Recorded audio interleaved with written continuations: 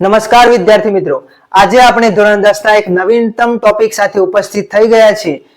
તો ધોરણ 9 અને ધોરણ 10 માં પ્રકરણ 2 એટલે કે બહુપદીમાં સૌથી અગત્યનો મુદ્દો એવો પ્લસ અને માઇનસના ચિહ્નો કઈ રીતે વાપરવા તે વિદ્યાર્થીઓ માટે મૂંઝવણ ભર્યું હોય છે અને એના માટે આપણે એક સરળ રીત સાથે અહીંયા ઉપસ્થિત થઈ ગયા છીએ.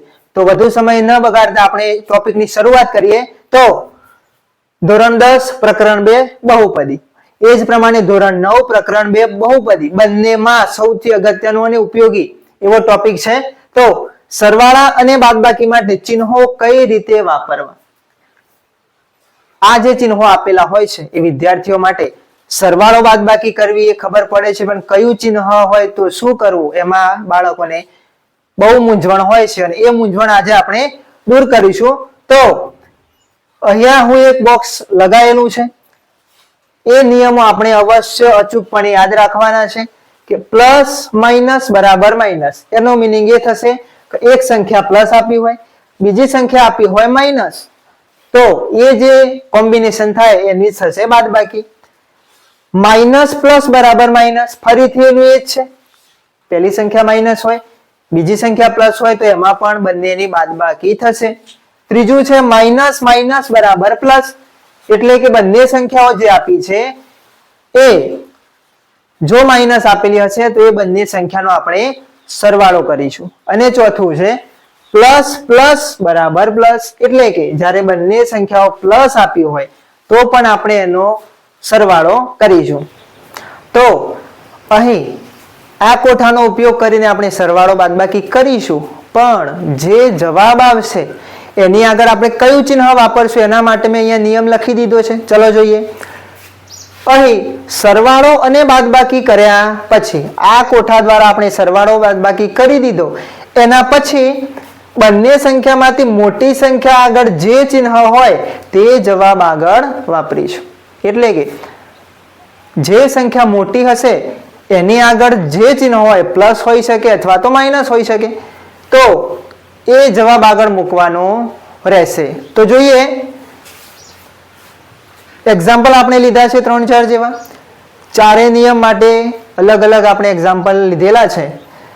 તો પહેલું એક્ઝામ્પલ યાદ રાખજો, કોઈ ચિહ્ન આગળ પ્લસ અથવા માઇનસ કોઈ જ નિશાની ના કરી હોય તો આપણે એને હંમેશા પ્લસ સમજીશું. આ વિદ્યાર્થીઓ માટે અગત્યની એક સૂચના છે અને યાદ રાખવાનું છે કે કોઈ પણ સંખ્યા આગળ આપણે પ્લસ અથવા માઇનસની નિશાની નથી કરતા તો એને હંમેશા પ્લસ સમજવું. તો અહીંયા 8 - 2 એટલે કે +8 અને -2. તો ઉપરના કોઠામાં તમે જોઈ શકો છો એક સંખ્યા પ્લસ છે, એક સંખ્યા માઇનસ છે, એક પ્લસ અને એક માઇનસ. તો આ કોમ્બિનેશનમાં આપણે બાદબાકી કરવાની રહેશે. તો 8 માંથી આપણે 2 કાઢીશું, 8 માંથી 2 કાઢીશું એટલે વિદ્યાર્થી મિત્રો કેટલા વધશે? તો 6 વધશે. હવે જવાબ આવી ગયો. હવે આ બાજુની જે લખ્યું છે એનો આપણે ઉપયોગ કરવો પડશે કે જવાબ આવી ગયા પછી એની આગળ ચિહ્ન કયું આવશે? તો મોટી સંખ્યા આગળ જે ચિહ્ન હોય એ જ મૂકવાનું રહેશે. તો અહીંયા મોટી સંખ્યા 8 અને 2 માં 8 છે, એની આગળ પ્લસ છે એટલે અહીંયા આવશે પ્લસ. તો અહીંયા આપણો લાસ્ટ જવાબ થશે 6. એ જ રીતે બીજું જોઈએ, -12 + 3, એક સંખ્યા માઇનસ એક સંખ્યા પ્લસ, તો માઇનસ પ્લસ થશે માઇનસ. તો આ કોમ્બિનેશનમાં પણ આપણે બાદબાકી કરવાની થશે. તો 12 માંથી આપણે 3 કાઢીએ તો કેટલા વધશે? તો 9. તો આપણે જવાબ અહીંયા લખશું 9. જવાબ લખ્યા પછી ચિહ્ન કયું આવશે? તો ફરીથી અગેન મોટી સંખ્યા આગળ જે ચિહ્ન હોય એ જ આપણે વાપરીશું. 12 અને 3 માં મોટી સંખ્યા છે 12, એની આગળ તમે જુઓ માઇનસ છે તો આપણે જવાબ આગળ પણ મૂકીશું માઇનસ. તો અહીંયા આપણો લાસ્ટ જવાબ થશે -9.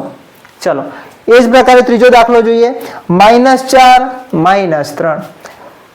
ત્રીજો નિયમ છે માઇનસ માઇનસ પ્લસ, એટલે કે જ્યારે બંને સંખ્યાઓ માઇનસ હશે તો આપણે એનો કરીશું સરવાળો. તો 4 અને 3 નો સરવાળો કરીએ તો એ આપણને જવાબ મળશે અહીંયા 7. 4 અને 3 થશે 7 અને જવાબ આગળ ચિહ્ન કયું મૂકીશું? તો મોટી સંખ્યા આગળ હશે. બંનેમાં મોટી સંખ્યા છે 4, એની આગળ છે માઇનસ, તો અહીંયા આવશે માઇનસ. તો અહીંયા જવાબ આવશે -7. એ જ પ્રમાણે ચોથો નિયમ, 6 + 4 બંને સંખ્યાઓ પ્લસ છે તો બંને સંખ્યાઓ પ્લસ હોય તો પણ સરવાળો થાય.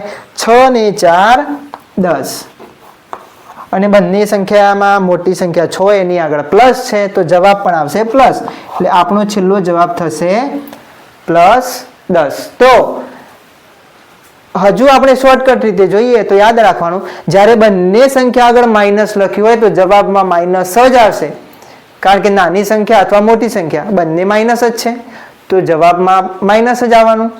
બીજું, જ્યારે બંને સંખ્યા પ્લસ આપી હોય તો જવાબ પણ હંમેશા પ્લસ જ આવશે, એમાં ચિહ્ન જોવાની જરૂર નથી, કેમ કે નાની અને મોટી બંને સંખ્યા આગળ પ્લસ જ આપેલું છે. ચલો, તો આ પ્રમાણે મેં બીજા 4 એક્ઝામ્પલ લખ્યા છે ફોર પ્રેક્ટિસ માટે. 12 - 16, -3 + 8, -2 - 6 અને 9 + 8. તો આ વિડીયો પૂરો થાય એટલે તરત વિદ્યાર્થીઓ આ 4 એક્ઝામ્પલ આ રીતથી પ્રેક્ટિસ કરીને કોમેન્ટમાં જવાબ લખશે કે કેટલો જવાબ આવશે. બરાબર? તો આઈ હોપ બધા વિદ્યાર્થીઓને સરવાળા બાદબાકી માટે પ્લસ માઇનસના ચિહ્નો કઈ રીતે વાપરવા એ ખબર પડી હશે. હવે આગળ આપણે ગુણાકાર અને ભાગાકાર માટે ચિહ્ન કઈ રીતે વાપરવા એના વિશે ચર્ચા કરીશું.